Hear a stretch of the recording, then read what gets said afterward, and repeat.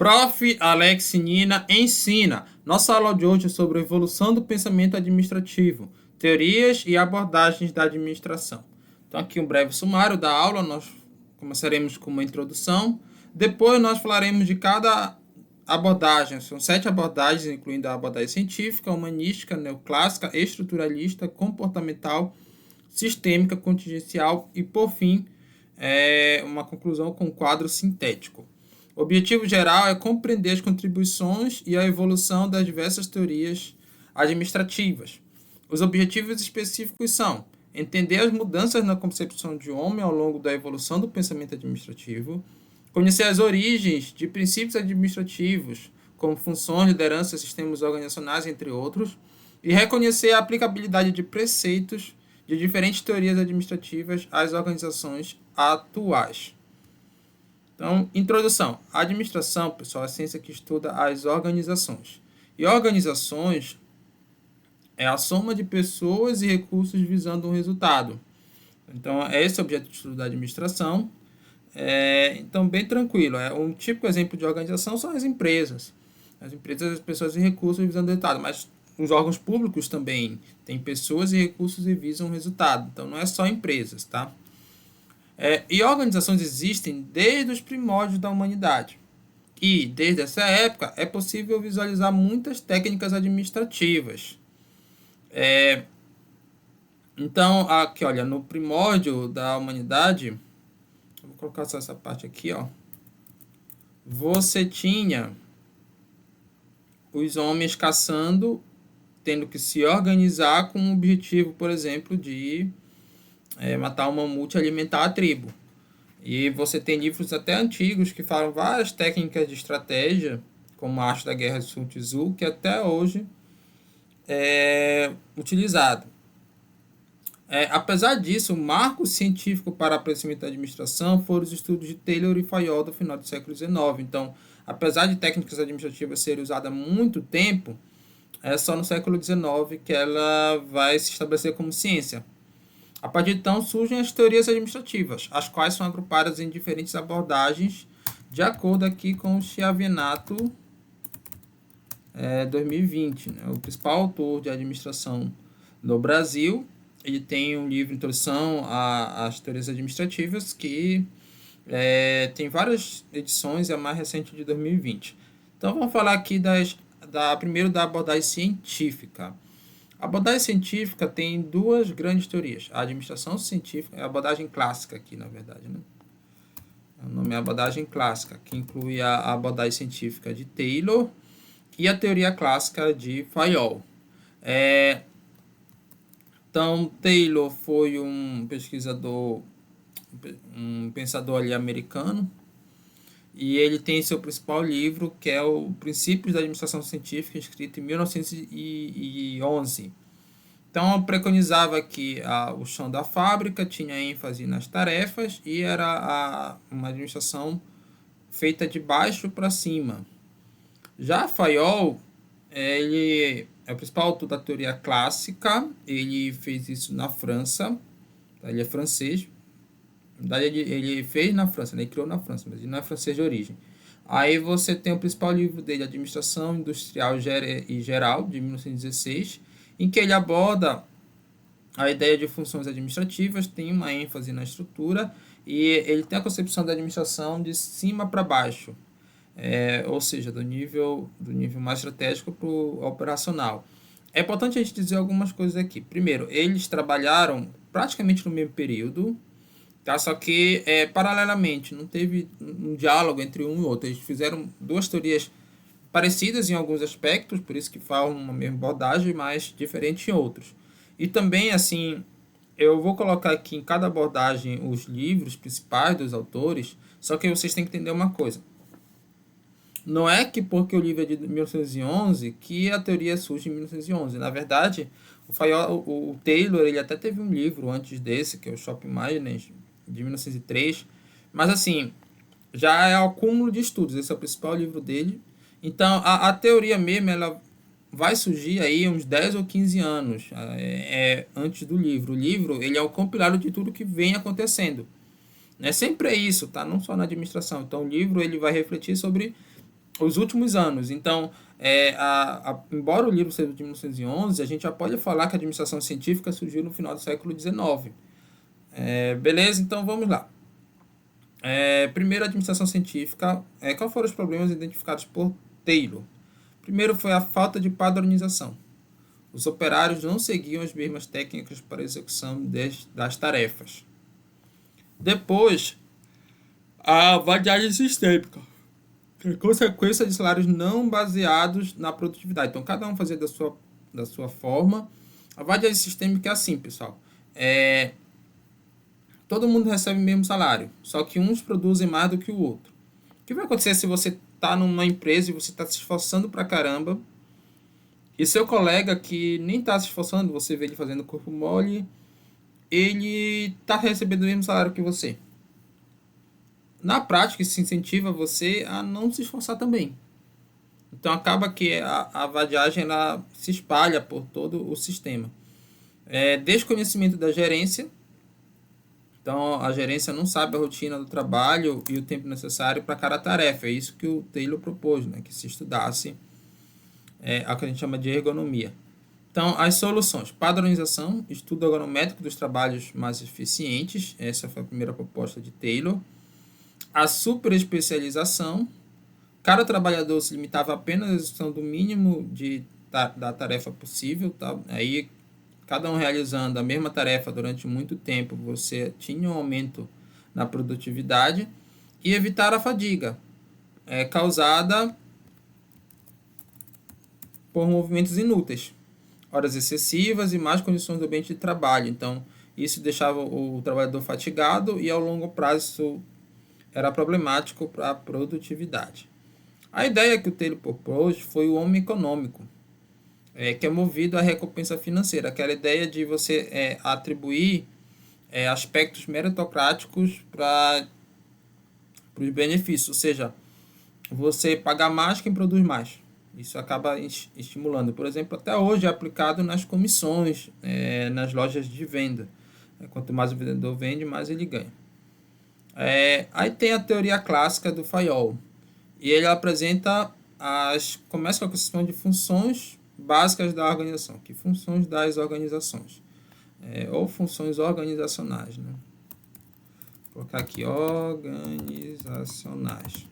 Então, a organização ela tem funções técnica, que é a produção de bens e serviços, comercial, compra e venda, financeira, captação e utilização de capital, segurança, produção e preservação dos bens, contábil, inventário, registros contábeis, entre outros, e a função administrativa, que ela tem esse objetivo de integração das demais funções. Então, ela paira acima. Então, o Taylor chamou a atenção da função administrativa, e dentro da função administrativa você tem outras funções que o Taylor não, o Fayol chamou de POC3, que são 5 funções. Então tem a prever, que é avaliar o futuro e aprovisionamento dos recursos em função dele. Organizar, preparar tudo que seja útil ao funcionário da empresa, desde a parte material até aquilo que se refere ao pessoal e ao social. Comandar, que é fazer agir o pessoal de forma a obter o máximo em torno de todos os aspectos, mas principalmente os globais. Coordenar, harmonizar e sincronizar todas as atividades de negócios, facilitando o seu trabalho e sucesso. E o controlar, que é medir e dimensionar os atos para verificar se eles estão ocorrendo de acordo com o plano traçado. Tá? E aí, pessoal, esse POC3, hoje ele evoluiu para o chamado PODC. Então, você tem o planejar, o organizar, o dirigir, o controlar. Então, olha só, comparando, planejar, organizar e comandar é como se fosse dirigir, tá? Então, o que saiu foi só o coordenar. E aí, para vocês verem a importância do Fayol. Tanto que o Fayol é considerado o pai da administração, tá? Embora o Taylor seja muito importante, a ambição, mas o Fayol é considerado o pai. Outra noção importante dos dois autores é de estrutura organizacional. Só que tem uma diferença entre eles. Enquanto o Fayol ele pensava na chamada estrutura organizacional linear, que você tem unidade de comando, cada subordinado só tem um chefe, e você tem a chamada estrutura organizacional mais centralizada, as decisões todas estão aqui nesse chefe. que está com a unidade de comando estratégica. Com o Taylor, você tem aqui a organização funcional, em que o chefe de cada subordinado depende da função, ou seja, da área, as funções que a gente viu. Então, se esse cara for de marketing, por exemplo, você, como subordinado, tiver uma dúvida de marketing, você vai se reportar a ele. Se esse cara aqui for de produção e a sua dúvida for em produção, você vai se reportar a ele. Na prática, o que funcionou mais foi a de Fayol, porque essa de Taylor teve aquele problema de muito cacique para pouco índio. Então você estava com uma dúvida que estava entre o marketing e a produção. E aí um gerente falava uma coisa, outro falava outra, eles entravam em conflito e você ficava confuso. Então essa estrutura funcional ela não funcionou. Agora a estrutura linear de Fayol ela tinha um problema de não aproveitar a especialização de cada gerente. Então a solução encontrada e de certa forma usada até hoje foi meio que a mistura das duas, tá? A chamada organização de linha staff. E aí você tem a estrutura básica de linha, como essa aqui do Fayol, só que você tem órgãos de staff, que são especialistas que prestam consultoria, assessoria ou mesmo serviços para os órgãos de linha. Como é a aplicação então da abordagem clássica? Primeiro foi a produção em massa, com a popularização do automóvel que ocorreu com a empresa Ford. Então, Taylor e Fayol criaram, o Taylor chegou a aplicar, mas o Ford foi o que mais aplicou essa teoria e mais se beneficiou dela. E também teve uma relevância para a Segunda Guerra Mundial, porque os princípios da administração científica ajudaram os países aliados a serem mais produtivos. Inclusive, os próprios Estados Unidos ajudou a União Soviética no combate aos nazistas. E essa produtividade que foi maior do que os exércitos do eixo, para produzir ali aviões, equipamentos de guerra, acabou dando uma vantagem estratégica para os aliados. Agora tiveram críticas também. Você tinha a rotina de trabalho morosa, porque todo mundo fazia a mesma coisa. Os trabalhadores eram tratados como máquinas. E os salários, embora altos por padrões da época, não condiziam com os lucros empresariais. Tá? Então, o funcionário médio da Ford ganhava muito bem, mas, porém, se você colocar proporcional à fortuna que o Henry Ford estava fazendo, não seria, na visão de muitos, justos. Tem um filme clássico do Charlie Chaplin, que é Tempos Modernos, e que ele fala justamente dessas críticas aqui, né, do trabalhador sendo tratado como máquina. Bem interessante, eu recomendo que vocês assistam. Aí agora a gente vai falar da abordagem humanística da administração. Ela surgiu nos Estados Unidos no final da segunda década do século XX, né? No final de 1900, vou colocar aqui da década de 1900, de 1920, que é um período difícil. O que tinha lá em 1929, você teve o crash da Bolsa. Você já tinha alguns problemas antes, você tinha ali fortalecimento dos sindicatos, também do socialismo soviético, e na época você estava questionando muito o capitalismo na sua fase do liberalismo clássico, né? Essa questão ali da Revolução Industrial, enfim. E aí você teve o seu principal nome Elton Mayo. Elton Mayo publicou um livro que ele não tem em português, mas traduzindo seria Os Problemas Sociais de uma Civilização Industrial. Tá? Então mostrava tudo isso que a gente acabou de falar da abordagem clássica e propunha uma nova ênfase para as organizações, baseado nas pessoas. Na verdade, antes disso, você teve a experiência de Attorney, que o próprio Elton Mayo foi um dos coordenadores, foi na região de Chicago, numa indústria lá daquela região. Essa experiência analisou vários grupos de trabalhadores e chegou à seguinte conclusão: a produtividade está mais associada a relações interpessoais do que aos fatores fisiológicos, contrariando a abordagem clássica. Portanto, você tinha que ter uma nova ênfase para as organizações, que seria a ênfase nas pessoas, né? Você manter ali os colaboradores bem motivados, proporcionar salários justos, não fazer movimentos repetitivos, entre outras coisas. Aí você chega no chamado homem social. A motivação está em fazer parte e ser aceito por um grupo social, não no dinheiro em si. Então, então você tem que ligar com essas relações informais que existem de amizade, de companheirismo, de confiança entre os colaboradores e também deles com o patrão, né, o gerente. Quais são os benefícios? Ele elucidou problemas da abordagem clássica, iniciou importantes discussões na administração relacionadas a temas relevantes como motivação, liderança, comunicação, gestão de pessoas, mas teve uma crítica que foi a concepção ingênua e romântica do operário. A abordagem neoclássica, ela surgiu nos anos 1960. Na verdade, surgiu antes, né, que o primeiro livro, em 1984. Então, ela foi uma resposta à teoria humanística e uma retomada da teoria clássica, por isso que o nome é neoclássico. E o principal livro é esse aqui, do Peter Drucker, que é um dos principais nomes da administração. Ele escreve um livro que também não tem a tradução dele, mas seria O Fim do Homem Econômico, Origem do Totalitarismo.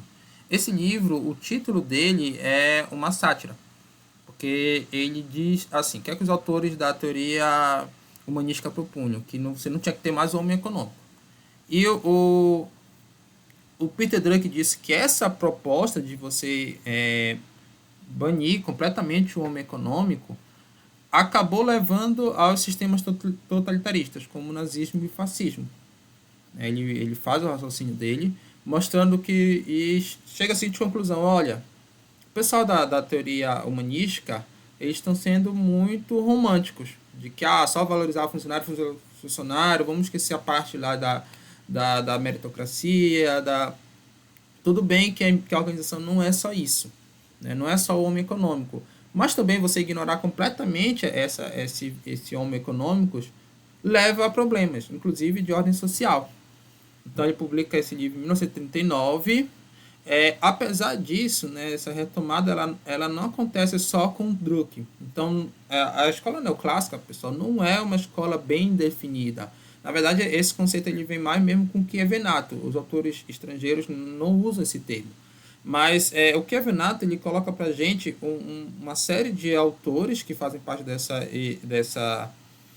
escola, inclusive com divergências, e o próprio Kievenato fala isso, que os autores divergem. Então o Peter Drucker é um dos principais, mas tem um dele, tem o O'Donnell, tem vários. Por conta de você ter muitos autores, a ênfase ela é eclética. Então você tem ênfase em tarefas, pessoas e estruturas, acaba sendo a escola mais eclética.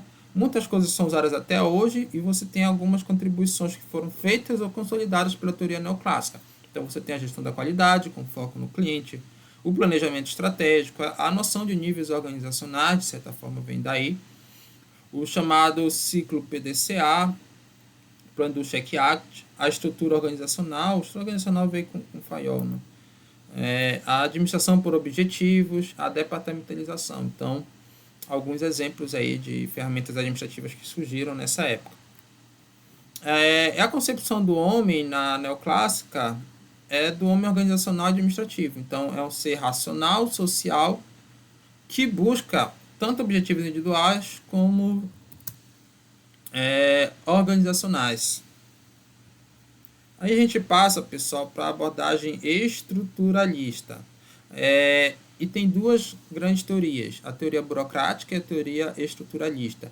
O principal livro é o livro O que é a Burocracia, do Max Weber, que foi publicado aqui em 1940, tá? Não 50. Então, o Max Weber, pessoal, ele é um sociólogo e economista, é considerado um dos principais nomes da sociologia. Então, a sociologia tem o seu pai, que é o Augusto Comte, e tem três grandes autores depois do Augusto Comte, que são as linhas de pensamento da sociologia que até hoje predominam, que é o do Karl Marx, do Max Weber e do Emile Durkheim. Então, o Max Weber ele tem importantes estudos na sociologia, mas também na administração, e na administração se concentra sobre a burocracia. Tá? Agora é o seguinte, a burocracia ela vai influenciar a chamada teoria burocrática, já a teoria estruturalista ela vem com uma influência de outros sociólogos, como o próprio Karl Marx, vem com influência da antropologia, com Claude Lévi-Strauss, que é um antropólogo também muito famoso, tem autores da psicologia, de várias áreas, tá? Então acaba que, mas a influência forte também é do Max Weber. Então a teoria burocrática, a gente tem que primeiro entender que hoje, quando você escuta falar em burocracia, você pensa em algo ruim, mas não é isso que o Max Weber propõe. A gente tem que contextualizar isso, porque o que existia antes da chamada burocracia? Existia o personalismo. Na administração pública é uma teoria super importante, porque na própria história do Brasil você tem uma fase patrimonialista.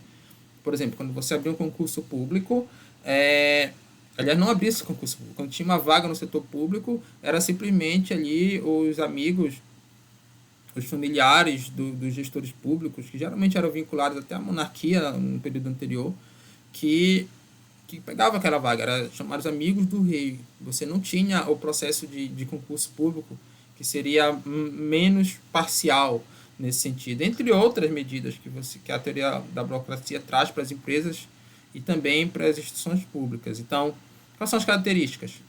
Caráter legal das normas, caráter formal das comunicações, racional e divisão do trabalho, hierarquia de autoridades, rotinas e padrões, competência técnica, previsibilidade de funcionamento.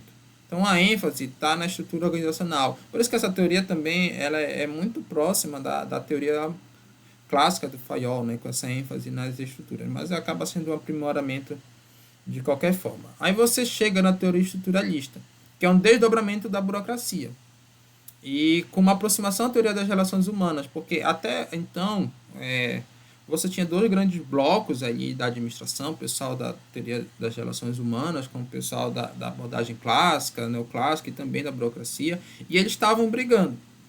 E o que a teoria estruturalista propõe? Olha, vamos propor uma solução aqui, né? Pegar ali as duas teorias que aparentemente eram antagônicas e formar uma síntese de algo que englobe as duas. E de fato eles conseguiram, incluindo essa ideia de indivíduo com múltiplos papéis. Então você tem que olhar para o seu trabalhador não como somente o trabalhador ali, porque é o que se tinha. A empresa, o que importa é o que o trabalhador faz aqui, não importa o que ele faz fora do ambiente de trabalho. Essa ideia ficou meio que para trás, porque as pessoas são múltiplas. Então, ao mesmo tempo que você tem, por exemplo, aqui na instituição do IFAL, um professor, que é um funcionário, essa mesma pessoa é um aluno de doutorado, por exemplo, em outra universidade, é um pai de família, participa da instituição família, é um membro de uma igreja. Então, ela atua em várias organizações ao mesmo tempo. Isso tem que ser levado em conta. Porque, de repente, um problema da família influencia ali o exercício da profissão de forma adequada, ou vice-versa. Então, esse homem múltiplo, ele é levado em conta na teoria estruturalista, que já olha com um olhar mais amplo para o próprio ambiente externo. Então, a ênfase está na estrutura que existe dentro da organização, mas também no ambiente, que particularmente que a gente fala é ambiente externo. Então, o que existe fora da organização também é relevante. E a ideia do homem organizacional também, que é um ser social que vive nas organizações. Então, você tem a empresa, mas você tem a família também, né? São duas instituições importantes. Então, você está bem na sua família, isso traz resultados, tende a trazer melhores resultados para a sua empresa. Daí, as organizações pensarem lá no bem-estar do funcionário, da sua família, tudo isso vem dessa teoria. Aí você chega na abordagem comportamental, tá? Que tem duas grandes teorias também. A teoria comportamental e a teoria do desenvolvimento organizacional. Então, a ênfase está nas pessoas e ambientes, tá? Dessas duas teorias. Então, começando com a teoria comportamental, também chamada de behaviorismo. É um aprimoramento da teoria humanística, tá? E visa compreender o comportamento humano, incluindo variáveis como motivação e liderança. A principal obra é do Herbert Simon, de 1947, chamada Comportamento Administrativo. Então, não só motivação e liderança, tem várias coisas aqui que são importantes, mas no lado da motivação, nós temos um autor interessante que é o Maslow. Ele traz para a gente a ideia de pirâmide. Essa pirâmide de Maslow é formada por 5 níveis que vai desde o básico até o mais importante. A ideia a pergunta é o que motiva o ser humano. Então, a primeira motivação do ser humano ela é fisiológica. Ela é comida, água, sono. Depois que a pessoa conquista isso, ela busca segurança. Segurança da família, do corpo, da propriedade. Aí depois que ela tem esses dois, que são os chamados fatores higiênicos, do Risberg, que é outro autor, ela busca que a motivação social, né? Encontrar ali amor, amizade, família, comunidade. Depois ela busca estima, reconhecimento, status, autoestima. E por fim as realizações pessoais, que está no topo da pirâmide de Maslow, incluindo criatividade, talento, desenvolvimento pessoal. Isso aqui são as motivações sociais. Por que é importante estudar motivação? Porque você tem que estudar, do ponto de vista psicológico, o que leva os funcionários a serem mais motivados. Você, sabendo disso, você vai usar isso a seu favor para lhe deixarem mais motivados, para que eles possam contribuir para melhor produtividade na empresa. Tá? Outro tema muito discutido é a liderança. E aí você tem também vários estudos sobre liderança, mas tem uma visão interessante que é a do Bennis, que ele diz para a gente a diferença de liderança do líder para o chefe. Né? Enquanto que o chefe ele é essa pessoa que só dá ordem e as pessoas acabam cumprindo por uma questão de medo, né? Ele impõe suas ideias através do medo.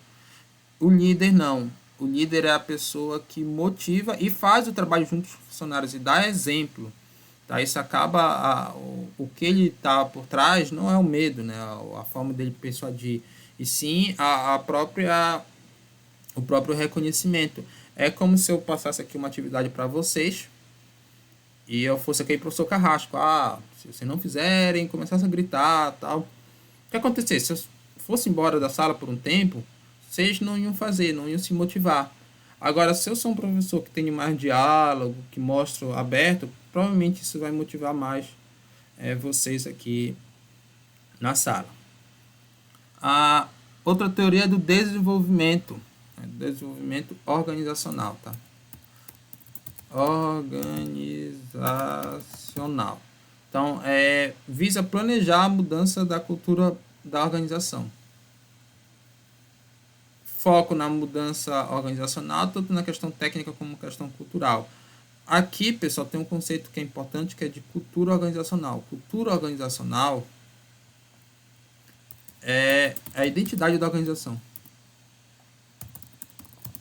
Então, por exemplo, a minha organização é uma organização que se identifica com a cultura nordestina. Então, ela tem a cultura nordestina. Isso é uma coisa que é difícil você mudar. E não é uma coisa que você queira mudar. Mas, por exemplo, você pode ter uma cultura da organização que seja baseada na burocracia. Então, uma organização muito burocrática. Aí você vê que a sociedade mudou e essa burocracia está defasada. Só que as pessoas elas não vão mudar rapidamente. As pessoas elas têm um que a gente chama de inércia. Aí você tem que planejar essa mudança caso ela seja necessária para a empresa. Então, o foco é na mudança organizacional, tanto na questão técnica como cultural. E aqui tem um conceito de mudança interessante, que é de descongelamento, mudança e recongelamento. Então, no descongelamento, as pessoas têm a velha ideia, e você precisa derreter as velhas práticas, tá? Abandonar. Aí você vai para mudança, novas ideias e práticas são exercidas e aprendidas. Né? Você vai propor, geralmente isso é feito através de um gestor. E depois um recongelamento, à medida que essas novas práticas elas se tornem o padrão na empresa. A ideia da teoria do desenvolvimento organizacional é do homem administrativo, que é um ser racional, tomador de decisões quanto à participação nas organizações. Então, preciso mudar, mas qual caminho devo seguir? Isso é também um fator importante na teoria do desenvolvimento organizacional, por isso que tem essa questão do homem administrativo.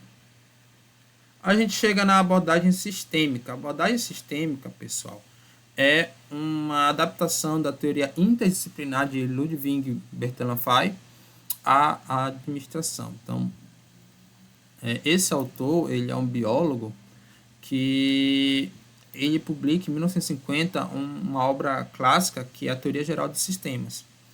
E essa teoria, ela depois se dissemina para todas as ciências e ela chega na administração com diversos nomes. Então, mas acaba sendo a obra de referência para todas as áreas, porque os princípios que o Bertrand Fay coloca aqui, eles são aplicados a todas as ciências, é o mesmo princípio.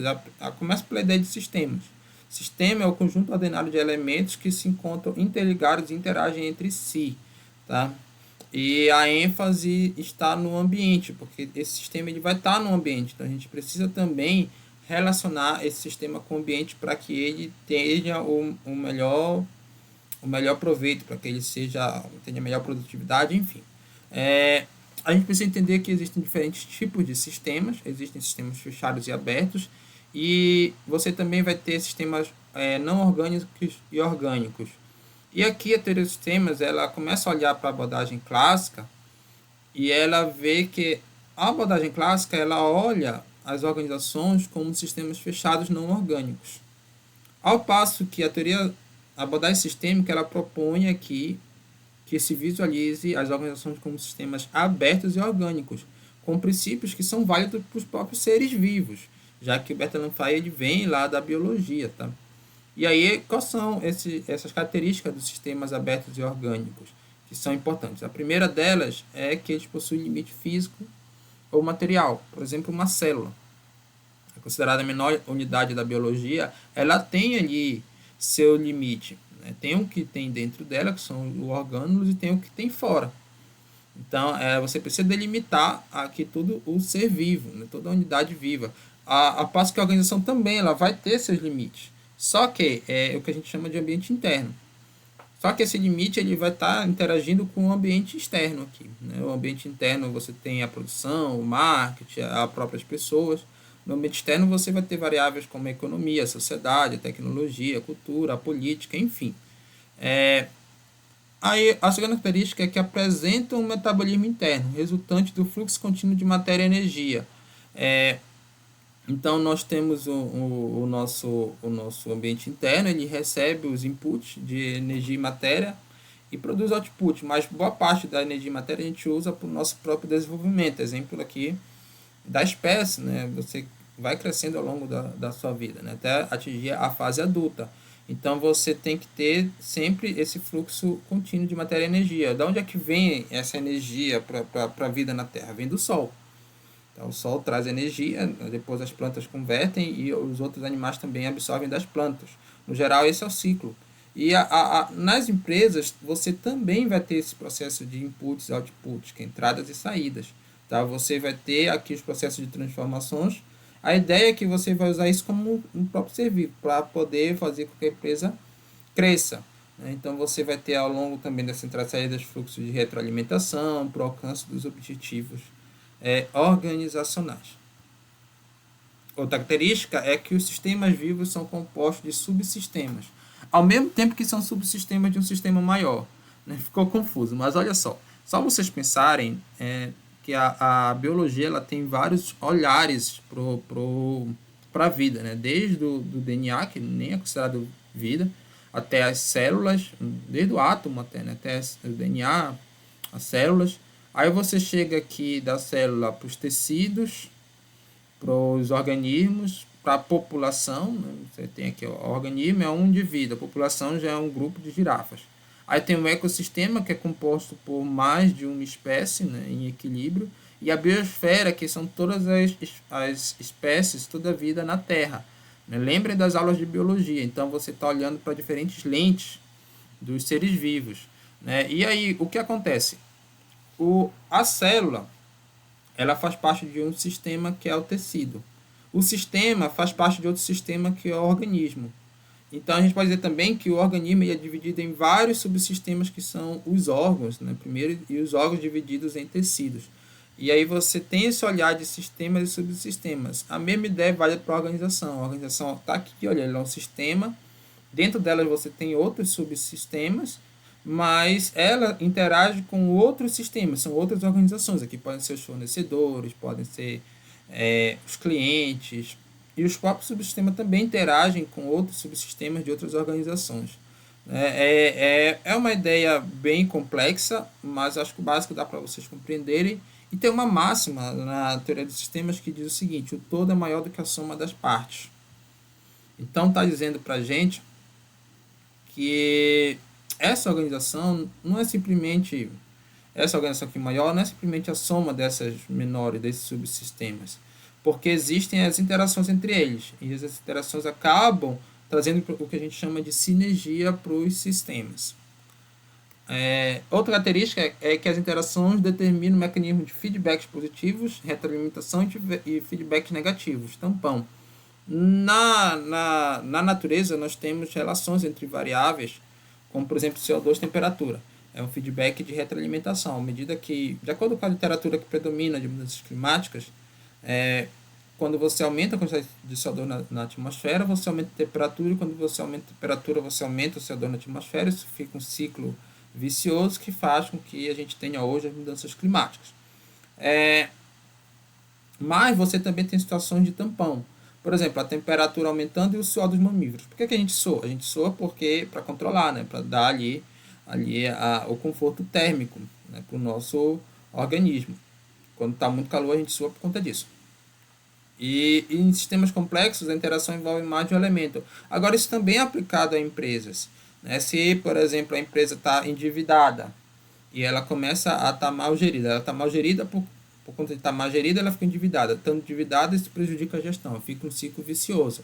Ou se a empresa ali aconteceu uma crise financeira, a empresa resolve cortar custos, tentar uma medida tampão ali para não fazer com que a crise afete a empresa. Outra característica ainda é a de equilíbrio homeostático, tá? Uma ideia de que o equilíbrio na natureza ele não é algo constante. Na verdade, os organismos eles vão variando aqui, né, conforme seus fatores bióticos vão variando em intervalos de limite. De forma que se ultrapassar esse intervalo, você tem um desequilíbrio. Por exemplo, o homem ele consegue suportar uma faixa de temperatura, e tanto para cima quanto para baixo. Mas se ficar muito quente, o organismo começa a morrer. Isso seria o desequilíbrio. Tá? A mesma coisa a organização. A organização ela vai suportar certo nível, por exemplo, de problema de caixa, mas a partir de um certo nível ela vai ter problemas. E pode vir a falir, tá? A ideia da teoria dos sistemas é do homem funcional, que desempenha papéis nos sistemas organizacionais. Então, aqui tem um homem que vai interagir com outros homens em sistemas e subsistemas. A gente chega na teoria da contingência. Pessoal, a teoria da contingência, ela parte da ideia de que tudo é relativo. E tem a principal obra, na verdade, assim, foram vários estudos feitos, e um dos principais, né, considerado até o pai da teoria da contingência, é o de Lawrence e Losch. Só que tem outros também. Esse livro aqui, Organization and Environment, ele também não tem em português, seria Organização e Ambiente, ele é de 1967. E o termo contingência, pessoal, eu vou colocar assim, ó, contingência. Que a contingência é algo incerto, que pode suceder ou não, dependendo das circunstâncias. Então, essa ideia de que tudo é relativo. Então, depende das circunstâncias. Surgiu a partir de várias pesquisas feitas para verificar modelos institucionais mais eficazes em determinado tipo de empresas, e testava a hipótese de que essas organizações seguiam os pressupostos da abordagem clássica. Então, estava testando a abordagem clássica. Concluíram, no geral, que não existe the one best way, ou seja, a melhor forma de se fazer uma coisa. Enquanto que lá o Taylor, lembrando do início da aula, ele dizia assim, todo mundo tem que seguir o funcionário mais produtivo, porque essa é a forma de você ser mais, da organização toda ser beneficiada, todo mundo tem que fazer os mesmos movimentos ergonômicos. Aqui se percebeu que não existe uma única forma de fazer uma mesma tarefa, entre outras coisas, ou gerir ou um único modelo de liderança. Então você tinha que adaptar a cada situação, cada caso é um caso. A ideia de que tudo é relativo, a ênfase é no ambiente e na tecnologia. Aqui o exemplo de aplicado, por exemplo, ao mercado. Qual a visão de mercado da teoria contingencial? Se o mercado for homogêneo, a empresa não precisa ter muita segmentação. Agora, se ela está num mercado mais heterogêneo, que se segmenta, que você tem diversos grupos ali de consumidores, ela vai precisar adotar uma postura mais segmentada em termos de unidade de negócios, entre outras coisas. Então, qual a postura da empresa? Depende do mercado. Capital humano. Se o capital humano na empresa é desnivelado, a liderança tem que ser mais centralizada. Ou seja, tem uma grande diferença do capital humano ali, de quem está no estratégico para quem está no operacional. Faz sentido você ter as maiores decisões centradas na pessoa que está no estratégico, justamente por ela ser mais capacitada, enquanto que os trabalhos operacionais vão exigir menos esforço intelectual. Exemplo ali numa McDonald's, né, que os funcionários que estão no operacional fazem aquele trabalho bem mecânico. Agora, se está muito nivelado o capital humano lá na organização, aí você precisa de uma liderança descentralizada. Por quê? Os subordinados eles não vão sentir a vontade em ficar só cumprindo ordens do chefe, do líder. Né? Eles vão sentir que eles não têm autonomia. É o exemplo do Google. Então, funciona no Google esse estilo de liderança melhor, porque você tem que deixar as pessoas que estão no operacional, no tático, bem à vontade para implementar suas ideias. Isso o Google faz. Provavelmente, se o Google não faz isso, não seria a empresa que é hoje. Então, para o Google funciona melhor o capital nivelado, a liderança descentralizada, para McDonald's a liderança centralizada. Então, qual é o melhor estilo de liderança? Não existe, ou seja, não existe the one best way. Beleza, turma? Olha só, a ideia da teoria contingencial é do homem complexo, que desempenha papéis adaptáveis à situação. Né? É que nem nossas expressões faciais, conforme a situação a gente muda, então a mesma coisa. A gente vai mudar ali os modelos de gestão conforme a situação. Pessoal, para concluir essa aula, nós apresentaremos um quadro sintético. Tá? Aqui estão os principais fatores. Então, a gente começou falando da abordagem clássica. E ela se divide em duas teorias, a científica e a própria clássica. A científica tem ênfase nas tarefas e a clássica na estrutura organizacional. As duas têm a visão do homem econômico, aquele motivado pelo dinheiro. O principal autor da clássica é o Taylor, que escreve em 1911 Princípios da Administração Científica, e da teoria clássica é o Fayol, que escreve a Administração Industrial em 1916. Aqui, pessoal, nessa obra de referência, vocês podem visualizar, de certa forma, uma linha do tempo da evolução do pensamento administrativo, mas sempre com aquela perspectiva que eu falei lá no início. Não é que a obra é de 1911 que a teoria surge em 1911. Na verdade, a obra ela é um acumulado. Então, essa teoria tem uns 10 ou 15 anos, 10 a 15 anos para o início da teoria propriamente dita, tá? Para vocês conseguirem contextualizar com a história. E aí você tem a abordagem humanística, com ênfase nas pessoas, a visão do homem social, o principal autor é Elton Mayo. Ele publica o livro Os Problemas Humanos de uma Civilização Industrial, 1983. Olha só, a teoria é da década de 1920, mas o livro foi publicado em 1983. Aí você tem a teoria neoclássica, que é uma ênfase eclética, tem vários autores aí, né? A visão do homem organizacional administrativo, um autor de referência é o Peter Drucker, tem vários aí, e ele publica uma obra interessante que é O Fim do Homem Econômico, em 1939, que inclusive fala ali sobre o nazismo e o fascismo. Aí você tem a abordagem estruturalista, com duas teorias, a burocrática e a estruturalista. A burocrática tem ênfase na estrutura organizacional e a estruturalista na estrutura e ambiente. A visão é do homem organizacional. O principal autor é o Max Weber, que ele publica um livro chamado O que é Burocracia, em 1940, que trata justamente dessa burocracia, né? Só que assim, a teoria estruturalista ela também sofre influência de outros autores, sobretudo da psicologia e da sociologia. Aí você chega na abordagem comportamental, também tem muita influência da psicologia aqui. Você tem a teoria comportamental de desenvolvimento organizacional. As duas têm ênfase nas pessoas e no ambiente e com a visão do homem administrativo. O principal autor da teoria comportamental é Herbert Simon, que publica em 1947 o livro Comportamento Administrativo. E outros autores depois vão falar sobre liderança, sobre motivação, entre outras coisas ligadas, sobretudo, à gestão de pessoas. Aí você tem o desenvolvimento organizacional com o autor Braford, que publica esse livro aqui chamado T-Grupo. Na verdade, aqui, ó, Teoria, T-Grupo e Métodos de Laboratório. Em 1964 já. Aí a gente passa para a teoria sistêmica, com ênfase no ambiente e a visão do homem funcional. O autor de referência é Albert Ehrenfein, que é um biólogo, mas ele propõe uma teoria interdisciplinar, que é a Teoria Geral de Sistemas, esse é o nome do livro dele, publicado em 1950. Aí você vem a teoria contingencial, com a ênfase no ambiente e na tecnologia, propõe aí o que a gente chama de homem complexo. Alguns autores de referência são Lawrence e Losch, com a ideia da organização, com o livro, a publicação do livro Organização e Ambiente, em 1967. Pessoal, essas teorias, assim, não é uma superando a outra. Tá? Por exemplo, coisas da abordagem clássica, a gente viu que de forma adaptada até hoje são utilizadas. Uma cada vez renovando, mas os princípios que a gente viu em cada uma delas, até hoje, muitos são aplicados aí nas organizações. E vocês conseguem até perceber por aqui que elas acontecem em muitas situações ao mesmo tempo.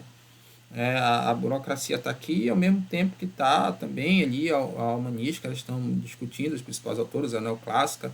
Então, e é claro, é uma forma de você sintetizar ali o pensamento administrativo, só que o pensamento é muito complexo, né? Você vai ter autores que vão estar ali no interstício, vão estar entre uma ou outra, né? Dialogando com a contingencial estruturalista, por exemplo, tá? Mas é uma forma da gente visualizar. Eu espero que vocês tenham entendido. E por fim a gente vai para uma atividade, um seminário em equipe sobre o tema Novas Abordagens. Porque o que acontece? Essa aula foi baseada no livro do Chiavenato. E no final do livro, o autor coloca 6 que serão as novas abordagens da administração, né? O que vem depois da teoria contingencial, que foi a última que ele abordou. E aí, pessoal, cada equipe vai escolher uma dessas teorias e vai apresentar em 20 minutos. Relacionando com os temas, com os elementos de uma ou mais teorias vistas na sala. Então, olha só, aqui está o desafio para vocês. Eu não quero só que vocês falem da melhoria contínua. Não é só falar da melhoria contínua. Eu vou pegar a melhoria contínua e vou tentar relacionar, por exemplo, com a abordagem clássica da administração, com a teoria contingencial. Eu vou tentar ler aquilo. Eu recomendo o livro do Chiavenato mesmo. Ler isso e tentar mostrar, olha, esse elemento que eu vi aqui na qualidade total, na reengenharia, eu também consigo ver lá na teoria humanística. Eu quero ver essa relação, tá, pessoal? Quero que vocês reflitam sobre essas novas abordagens e relacionem com aquilo que a gente viu na aula de hoje. Esse seminário vai ser no dia 24 de junho, com pontuação aí valendo 100% da avaliação, tá? Aqui as principais referências dessa aula, eu espero que vocês tenham gostado.